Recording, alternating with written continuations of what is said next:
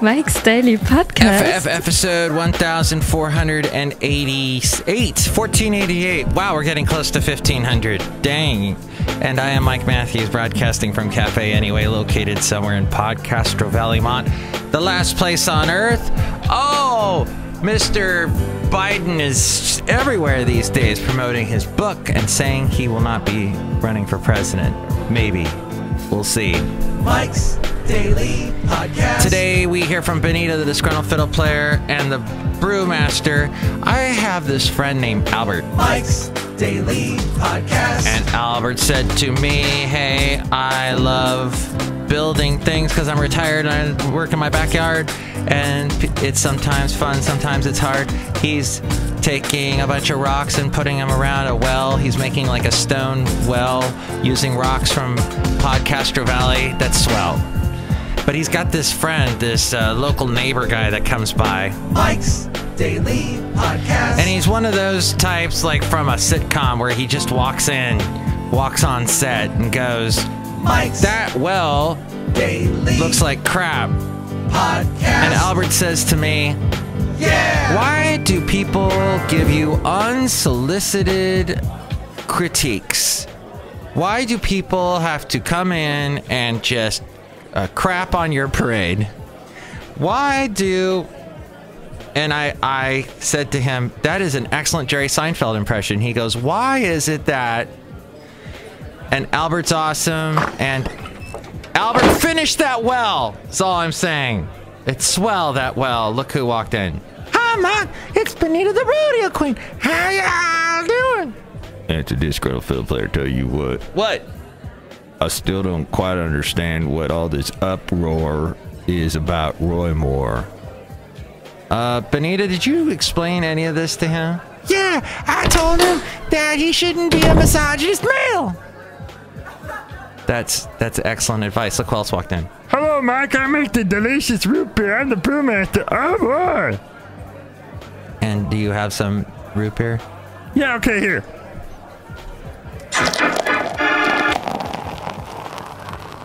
Filling up my cup. Thank you. My mug. My frosted mug. And oh, there's a little bit more. Okay. Yeah, I made a whole bunch today. Oh, boy. Yeah, I don't understand. I've been hearing a bunch of... So NPR yesterday, on All Things Considered... And here's today's podcast picture. Hosted by two women yesterday, which back in the day would never happen. Because, oh no, you can't have two women hosting a radio show. That's going to turn off all the women. Oh my God, the excuses you would hear some of the idiot white males make back in the day in radio. You can't play two songs by a female... two female artists back-to-back on the radio. You can't go from Linda Ronstadt into Pat Benatar. They sound the same. God. Idiots. Yeah, so they actually interviewed this guy in Madison, Alabama, right next to where... Actually, yeah, right next to where I used to live in Alabama at a church. And he was defending Roy Moore, saying Roy Moore is being... the whole world is going after him, and the poor guy did nothing wrong, and they always pull up that whole, you know, innocent until proven guilty, which is true, which is right, which helps us all, but they also try to discredit women. Oh, I love this one. Well, why did they wait till now? They had 40 years. Why did they wait till now to talk about it? He was this powerful figure, and I don't know about you, but the last time I talked bad about a powerful figure, said something really like, I don't know what the legal term is, slanderous, libel, whatever. Yeah, it was not the best move. People, especially in Alabama, where it's hometown and everything, my daddy and my daddy's daddy and my daddy's daddy, it's all tradition in Alabama. And because I lived there and I know this for a fact. And so they just stand behind, especially someone who's conservative and wraps themselves in the cross and the flag. They don't, you know, if you go up against him, forget it. And you know all this is true. And when I hear those, so this preacher in Madison, Alabama, was just defending him to the hilt. And the thing is even Paul Ryan said, well, he said this, I have a little drop.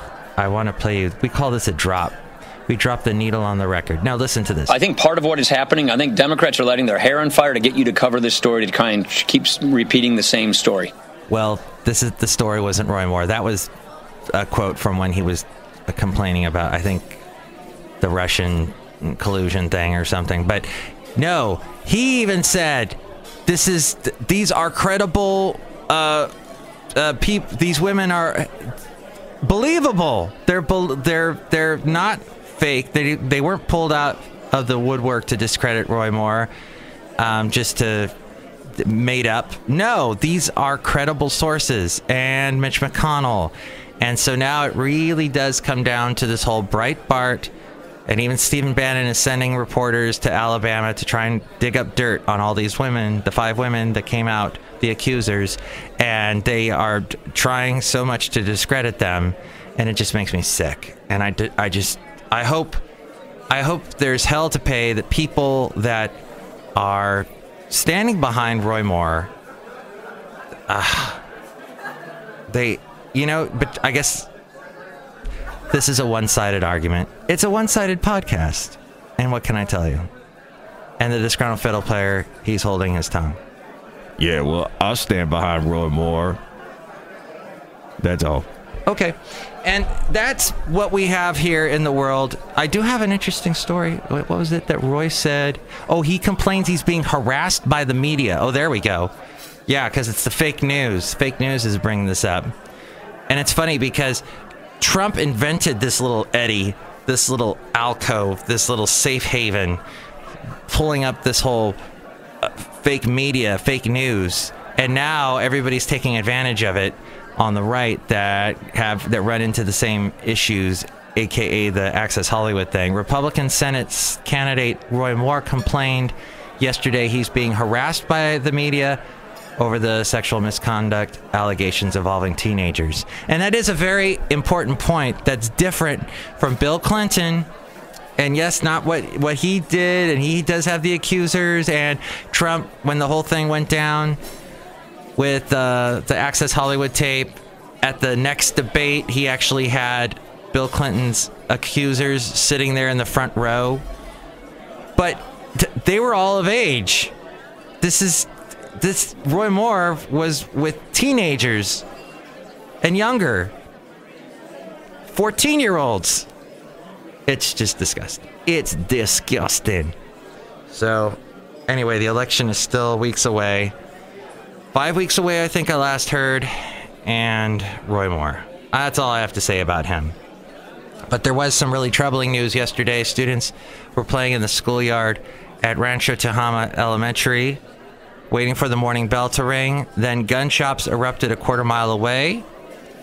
He sprayed schools, the gunman, with bullets, but quick action prevented mass bloodshed. Teachers and staff immediately rushed the children into classrooms and under desks and locked doors. A white Ford F-150 crashed through the front gate as they hunkered down, the driver emerging with a semi-automatic rifle. There we go, semi-automatic guns and weapons again. Let's see, nothing can be done because of the gun lobby. We ain't gonna let anybody take away our semi-automatics. Wearing a ballistics vest, he stormed into the quad and shot at the walls and windows, but was unable to enter the schoolrooms, thank God. After several agonizing minutes, the shots stopped. The gunman got back into the stolen pickup and moved on to other targets. At least 4 people would die at his hands before the 45-minute killing rampage ended, when officers firing in pursuit on a rural road rammed his car and shot him to death. They said the lockdown of the school and the bold action by the officers prevented a greater death toll. Wow. Now, on to this fascinating thing about North Korea. They're having a testing lull right now. And apparently he's trading missiles for tractors after a summer filled with flaming rockets and an earth-shaking nuclear blast, which apparently that test ended up killing people. inadvertently due to earthquakes that were caused by it. North Korea's state media is portraying Kim Jong-un as a leader who has temporarily traded weapons for workshops. The new portrayal appears designed to build domestic support by delivering on promises to develop the economy alongside the nuclear program and to reassure citizens amid tightening international sanctions.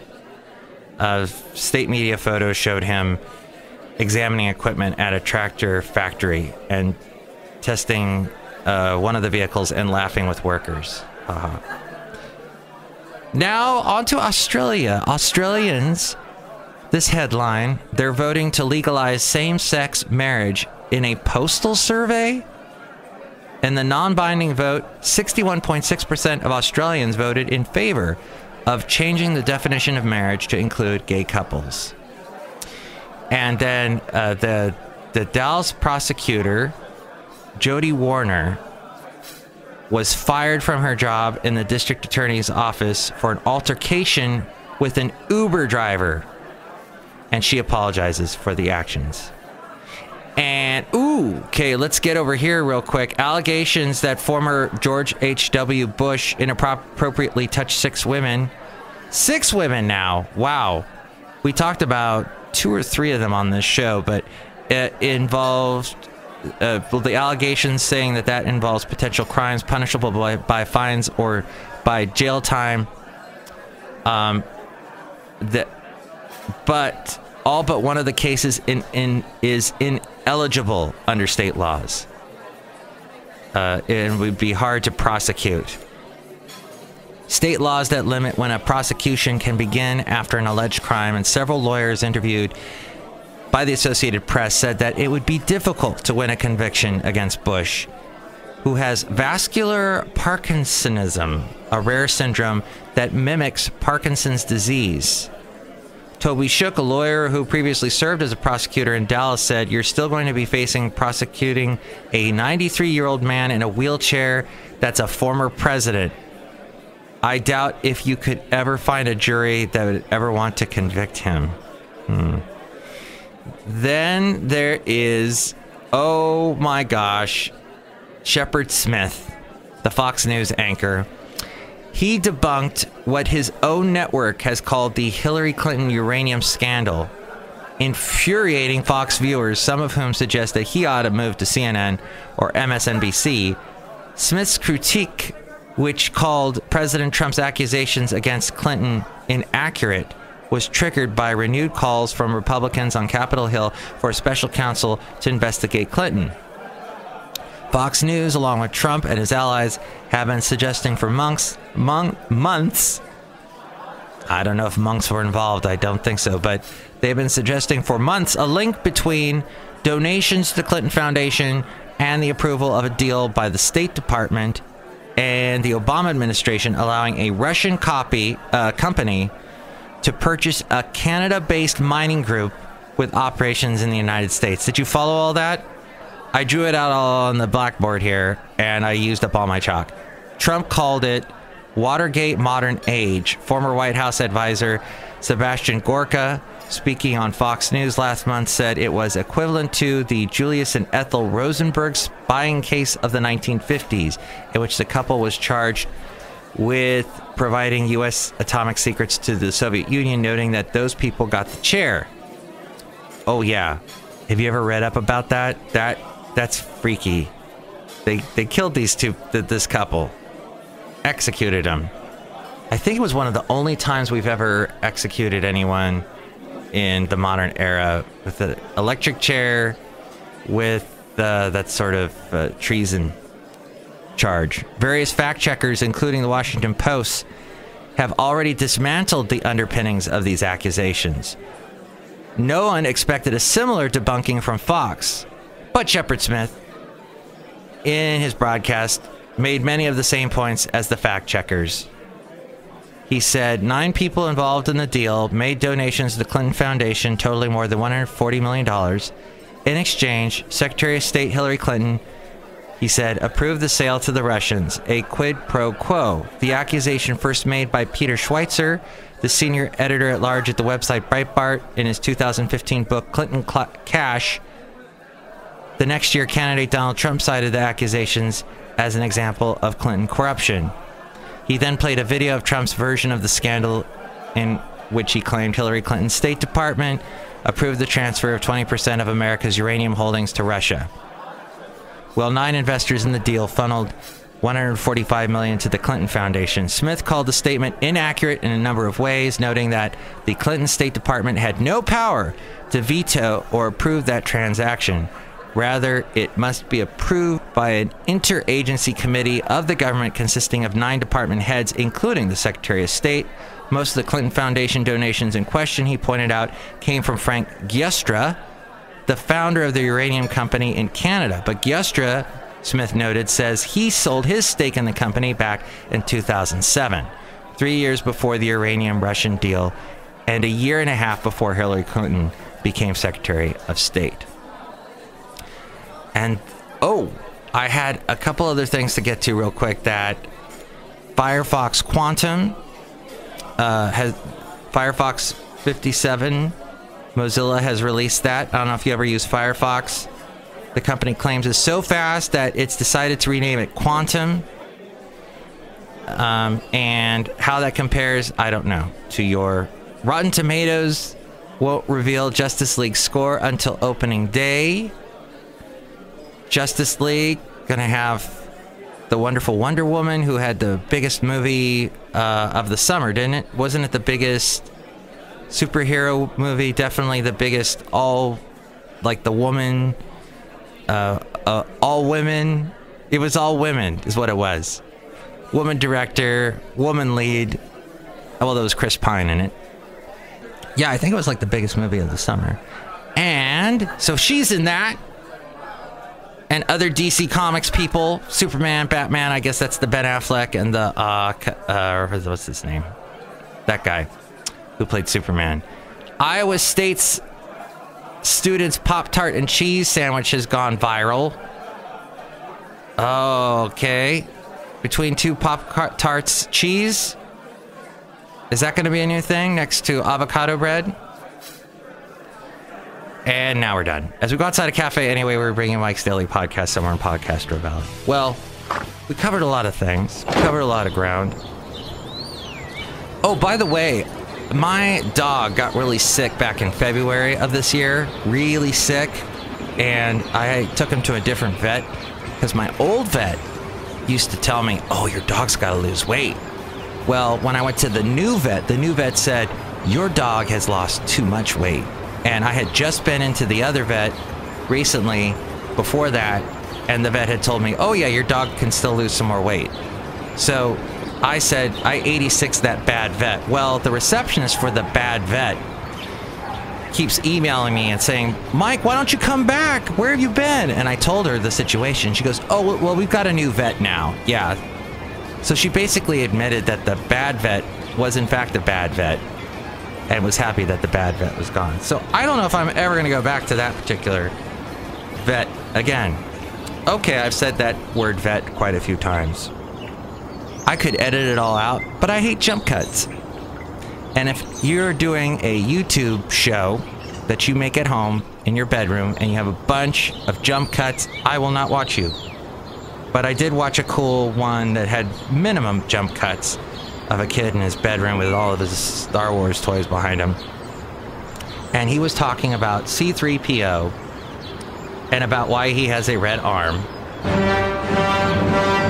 I guess this video is quite been viewed many times, as well as many of this other guy's videos that he does about this sort of nerd stuff.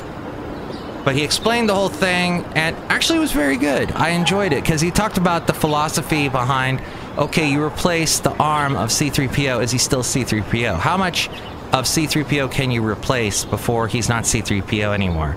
His memory is wiped at the end of the 3rd episode, is it? The 3rd one in the series, the 6th one that was made, his memory is wiped. And so is he still C-3PO? And he had all these interesting philosophical questions about that, and I loved it until at the very end he did like a 5-minute commercial for Crunchyroll, and it just went on and on. Hey, watch my other videos, da da da da da.